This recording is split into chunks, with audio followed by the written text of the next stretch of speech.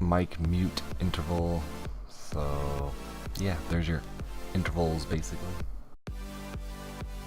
One really nice thing, if you have multiple Corsair things, I have the keyboard, or if you have the keyboard, you can sync up all the lights together. I have the mouse pad, so if I really want, I can go in here, sync up my mouse pad and my headset, you know, because who doesn't need that? But, you know, it's just another aesthetic thing, show off thing, nothing really special.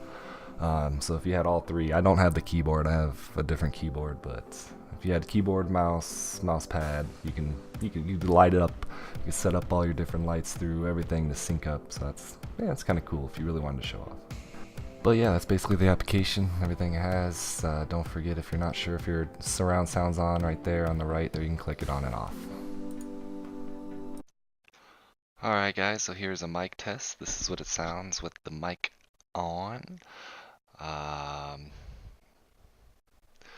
Semi okay, I guess. Not the greatest mic, you know, but you know, $75 headset, usually not gonna get the best mic. I do advise putting the little mic foam thing on there. It hides some volume, makes it a little crisper, in my opinion. Just showing off the whole mute thing. Yeah, guys. So is RGB really worth it? No. I mean, like I said, it's more of an aesthetic thing. Maybe if you are a streamer and you're gaming and people can see your headset, you know, maybe it might be good to show it off. But other than that, it really just kills your battery more. And on that topic, let's talk about the battery. Actually, let's not. Let's talk about how that mic really is not very good compared to this one. So I had to switch back to this mic to cover some of this because you couldn't even hear it when I was back editing this. But basically, yeah, okay, batteries. I do like the battery life. If you have the RGB going, it's going to cut you down quite a bit, 30% or so. But these are pretty good about telling you. I was trying to tell you guys that this green light here is blinking 100% usually for green. It'll go yellow, you know, for about 50% or so, and then red for 30, 20, you know, down, and then it gives you a little beep too. So pretty good about letting you know when to charge. I haven't run into any problems with that. I don't do a whole lot at once, so it's kind of up to you and how much you game at once.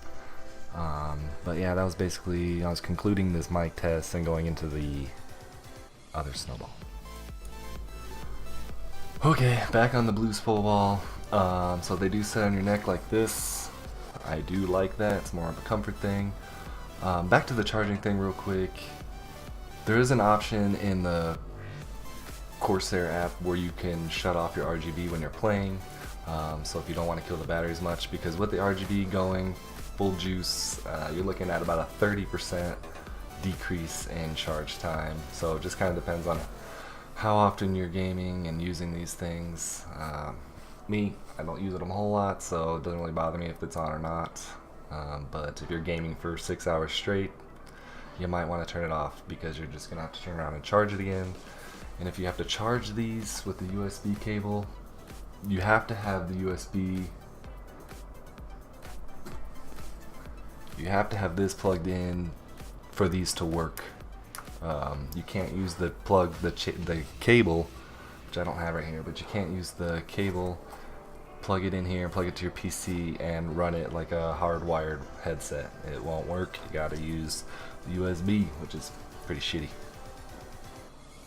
Okay, so these things do loosen up quite a bit. It just, I don't know, just between handling them, every time I put them on my head, I gotta tighten them up.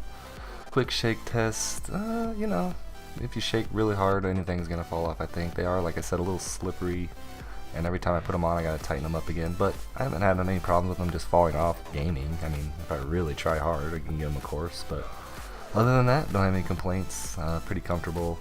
Stay on my head pretty good. You just gotta tighten them up because, man, look at these things. If you got a big head, these things will fit you. I have a small head, I guess, and I have to tighten them all the way down. But they stay on pretty well. Alright, gonna wrap this up with my finishing opinion. I do think these are worth the $75 price point. I'm glad I didn't spend the $100 on them. Sound quality, you know, really really pretty good actually. I do like the 7.1 surround sound with them. The bass is a little lacking in my opinion, bass boost, but man, these things can get super loud. That volume control is ridiculous. But hey, if there's anything I missed, guys, that you have any questions on, just put it down in the comments. I'm pretty good about getting back to everybody. Hope you enjoyed the video. See you guys later.